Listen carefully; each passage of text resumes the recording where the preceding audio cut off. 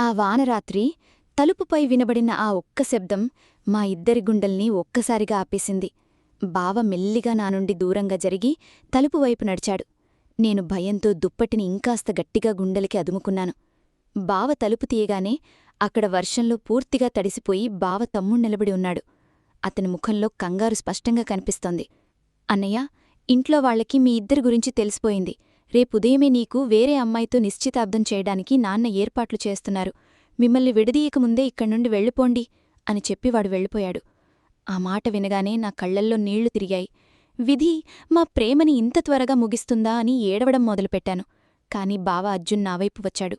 నా కన్నీళ్లను తన వేళ్లతో తుడుస్తూ నన్ను చాలా గట్టిగా తన కౌగిల్లోకి లాక్కున్నాడు. నా చెవిలో మెల్లిగా విస్పర్ చేస్తూ, ఈ ప్రపంచం మొత్తం మనకెదురు తిరిగినా ఈ అర్జున్ నిన్ను వదిలే ప్రసక్తే లేదు సిరి. ఈ వానరాత్రి సాక్ష్యంగా చెబుతున్నాను. నువ్వు నాదానివి, కేవలం నాదానివి మాత్రమే అన్నాడు. ఆ మాటల్లో ఉన్న ఇంటెన్సిటీ నా భయాన్ని క్షణంలో మాయం చేసింది.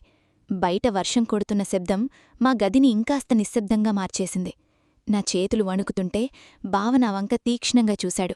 మెల్లిగా నన్ను తనవైపుకు లాక్కున్నాడు. ఎంత గట్టిగా అంటే బావ గుండె చప్పుడు నా గుండెకు తగిలేలా.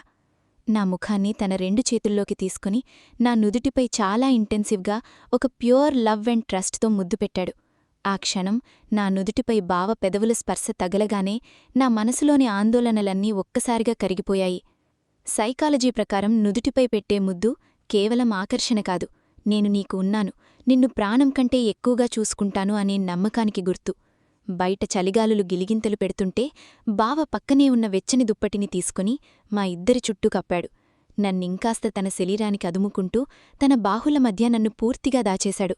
ఆ వానరాత్రి చలిలో బావ శ్వాస నా ముఖాన్ని తాకుతుంటే నాలో ఒక వింతైన ఆత్మీయత మొదలైంది. బావ మెల్లిగా తన చేతివేళ్లను నా చేతివేళ్లల్లోకి పోనిస్తూ గట్టిగా లాక్ చేశాడు. ఆ స్పర్శలో ఒక అద్భుతమైన వెచ్చదనం ఉంది. సైకాలజీ ప్రకారం ఇలా వేళ్లల్లో వేళ్లు వేసి పట్టుకుని ఒకరినొకరు హత్తుకోవడమనేది భాగస్వామిపై ఉన్న సర్వస్వాన్ని అప్పగించే అంత ఎమోషనల్ ఇంటిమసీకి గుర్తు. ఆ క్షణంలో మా ఇద్దరి మధ్య ఎలాంటి దాపరికాలు లేని ఒక ప్యూర్ లవ్ మాత్రమే మిగిలింది. సిరి, రేపుదయం సూర్యుడు ఉదయించేసరికి పరిస్థితి ఎలా ఉన్నా నువ్వు మాత్రం నన్ను నమ్ము. నాన్నని ఎదిరించడం నా ఉద్దేశం కాదు, కాని నిన్ను వదులుకొని నేను బ్రతకలేననే నిజాన్ని వాళ్ళకర్థమయ్యేలా చెబుతాను. నువ్వు నా పక్కన ఉంటే ఈ ప్రపంచంతోనైనా నేను పోరాడగలను అని బావ నా కళ్లల్లోకి చూస్తూ అన్నాడు. ఆ నమ్మకంలో నాకొక కొత్త ధైర్యం వచ్చింది. మేమిద్దరం ఆ చీకటి గదిలో కిటికీ పక్కన కూర్చొని అలా ఒకరి వెచ్చదనంలో లీనమై ఉండిపోయాం.